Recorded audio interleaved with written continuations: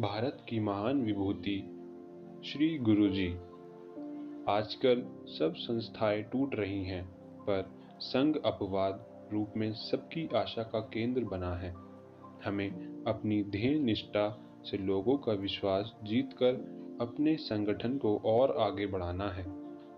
25 मार्च 1973 को अपने अंतिम बौद्धिक में कहे गए गुरु जी के ये शब्द स्वयं सेवकों का निरंतर मार्गदर्शन करने के साथ साथ भारत माता को परम वैभव पर ले जाने के उनके संकल्प को बल प्रदान करते हैं। 21 जून 1940 को परम पूज्य डॉक्टर हेडगेवार जी का निधन के बाद गुरुजी को 3 जुलाई 1940 को विधिवत रूप से सरसंघ चालक मनोनीत किया गया। इस अवसर पर उन्होंने उद्बोधन में गुरुजी ने कहा, हमारे धर्म ग्रंथों में शिवो भूत्वा शिव यजेत की बात कही गई है, अर्थात शिव की पूजा करते करते स्वयं शिव बन जाएं। इसलिए डॉक्टर जी को सच्ची श्रद्धांजलि यह होगी कि हम उनके कार्य को आगे बढ़ाएं तथा उन जैसे बने। माधवराव गोलवलकर जी का जन्म 19 फरवरी 1906 को नागपुर में हुआ था। माता श्रीमती लक्ष्मीबाई तथा पिता श्री सदाशिव राय की 9 संतानों में केवल माधव ही जीवित बचे थे।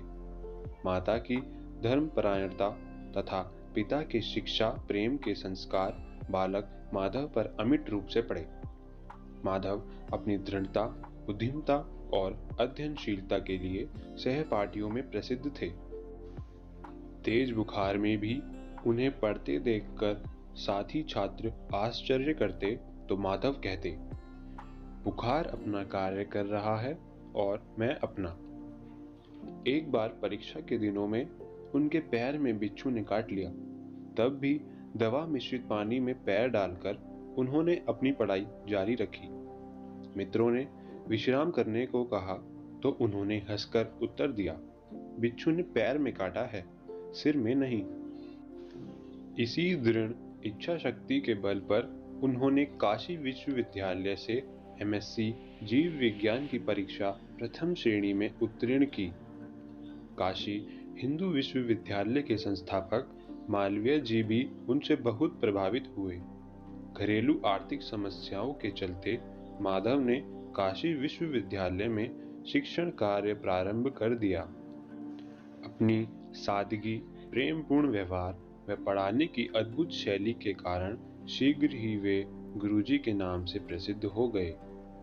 नागपुर के एक छात्र प्रभाकर बलवंत दानी डॉक्टर हेडगेवार की योजना से काशी विश्वविद्यालय से बीए कर रहे थे तथा संघ की शाखा भी लगाते थे। यहीं पर गुरुजी का संघ से प्रथम संपर्क हुआ। एक बार डॉक्टर हेडगेवार जी का काशी आगमन हुआ। डॉक्टर जी एवं गुरुजी प्रथम भेंट में ही एक दूसरे से बहुत प्रभावित हुए। गुरुजी व हेडगेवार जी के मध्य विभिन्न विषयों पर निरंतर विचार विमर्श होने लगा।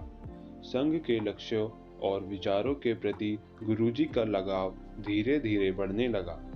वृद्ध माता पिता की इच्छा थी कि उनका एकमात्र पुत्र अब विवाह कर ले, पर माधव ने स्पष्ट इनकार कर दिया।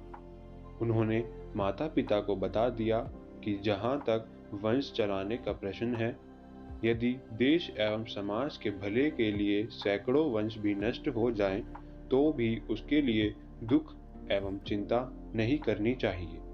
इस प्रकार यह तपस्वी भौतिक और सांसारिक सुखों का त्याग कर अखंड प्रवास पर निकल पड़ा।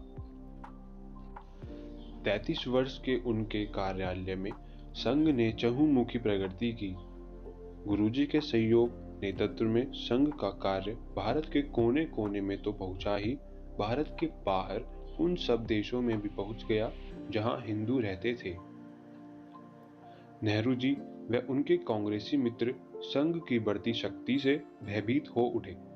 उन्होंने संघ के कार्यकर्ताओं को कांग्रेस में शामिल होकर उनकी राजनीतिक इच्छाओं की पूर्ति में सहयोग कराने का प्रस्ताव रखा, पर संघ ने हर बार उनका प्रस्ताव विनम्रता से अस्वीकार कर दिया।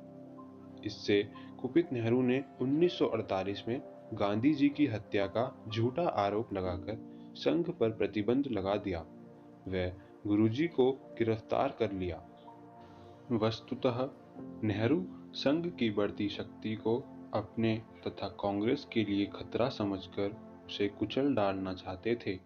देशभक्तों के दबाव एवं स्वयंसेवकों के सत्याग्रह के चलते सरकार को झुकना पड़ा तथा सब आरोप वापस लेकर संघ से प्रतिबंध हटाना पड़ा। आगामी 20 वर्षों में गुरुजी के मार्गदर्शन में समाज जीवन के विविध क्षेत्रों में हिंदुत्व का विचार पहुंचाने के लिए अनेक संगठनों की स्थापना की गई। इनमें भारतीय मजदूर संघ, भारतीय जन संघ, विश्व हिंदू परिषद, अखिल भारतीय विद्यार्थी परिषद, वनवासी कल्याण आश्रम इत्यादि कुछ उदाहरण मात्र हैं। गुरुजी ने अपने जीवन काल में भारत की 60-70 बार परिक्रमा की। दिन रात की इस लगातार भागदौड़ से गुरुजी का शरीर अब थकने लगा था। उनके सीने में बाईं तरफ कैंसर की गांठ बन गई थी।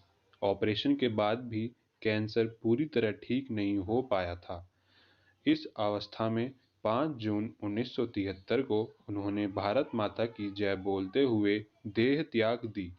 अपने जीवन में विश्राम को कभी महत्व न देने वाला भारत माता का यह प्रिय सपूत मातृभूमि की गोद में चिर विश्राम हेतु सो गया।